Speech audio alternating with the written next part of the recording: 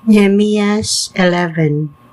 Niadtong panahon na didto magpuyo sa Jerusalem ang kadagkuan sa mga Israelita. Ang ubang katawhan nagripa aron usa ka pamilya sa matag na pulo ka pamilya adto magpuyo sa Jerusalem, ang balaang syudad, ug ang siyam adto magpuyo sa kalungsuran. Gidahig sa katawhan ang tanan nga mitanyag nga mopuyo sa Jerusalem.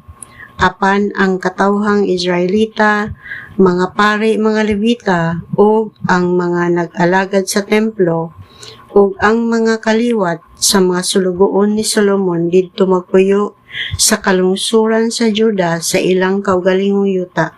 Mao kini ang mga pangulo sa lalawigan sa Juda nga didto magpuyo sa Jerusalem. Si Ataiyas, anak ni Uzias, ang apo ni Zacarias.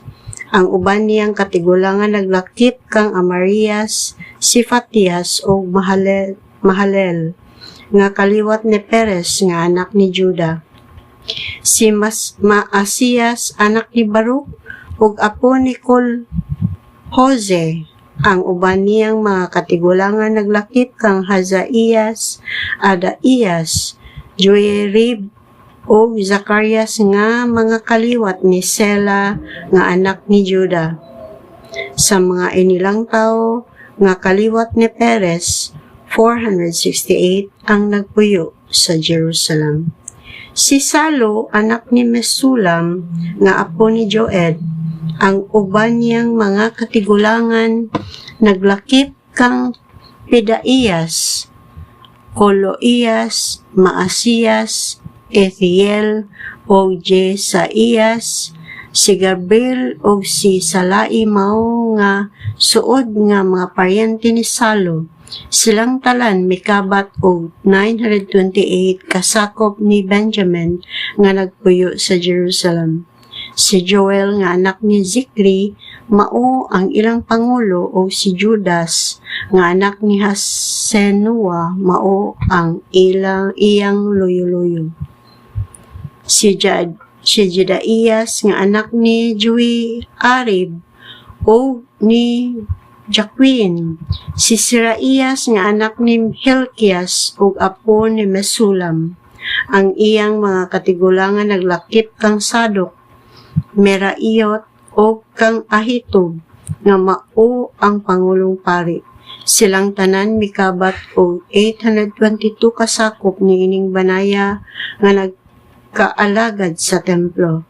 Si Adaiyas nga anak ni Jeroham ug apo ni Pelalias nga anak ni Amzi nga anak ni Zacarias nga anak ni Pasor nga anak ni Malkias. Silang tanan mikabat og 242 kasakop ni ining banaya nga mga pangulo sa ilang pamilya. Si Amasai nga anak ni Azarel ug apo ni Azai. Ang iyang mga katigulangan naglakip kang Meselemot o Imer. May 128 kasakop ni ining banaya nga mga maisog usab nga mga sundalo. Ang ilang pangulo mao si Zabdiel nga anak ni Hagedolim.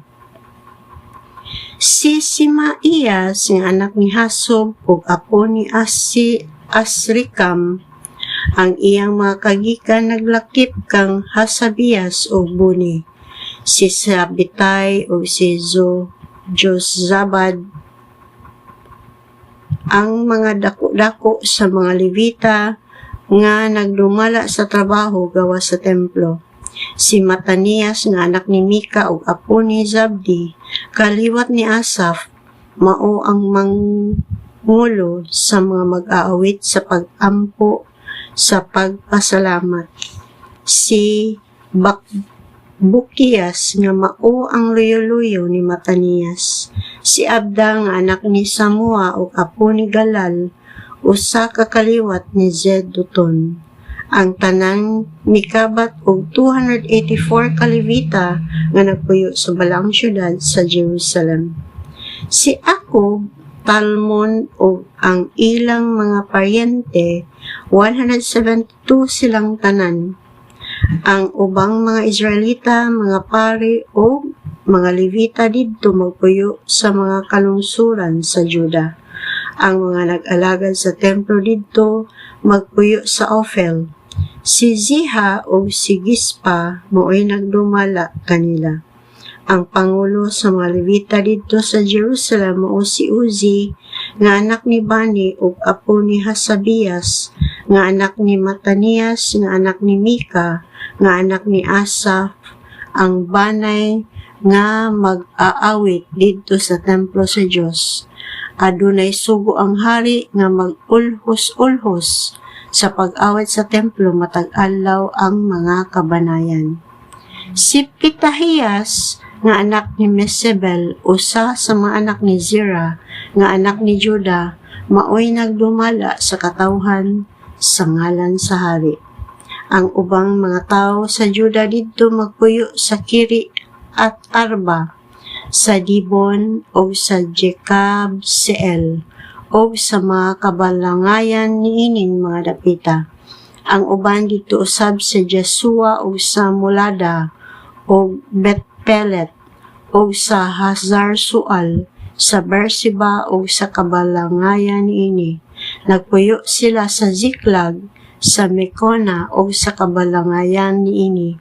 Dito sa Enremon, sa Zura, sa Zarmut, sa Zanoa, sa Adulam, o sa kabalangayan niining mga dapita. Ang uban dito sa Lakis o sa kaumahan niini, o sa Aseka o sa mga kaumahan niini. Busa gipuy-an nila ang yuta gikan sa Berseba hangtod sa walog sa Hinom.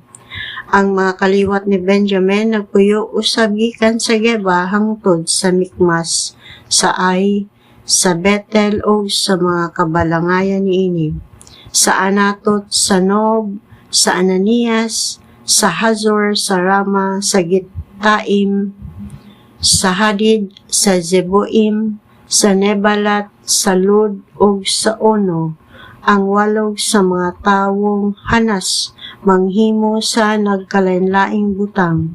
Natipon sa mga kaliwat ni Benjamin ang pipila ka pundok sa mga Levita sa Juda.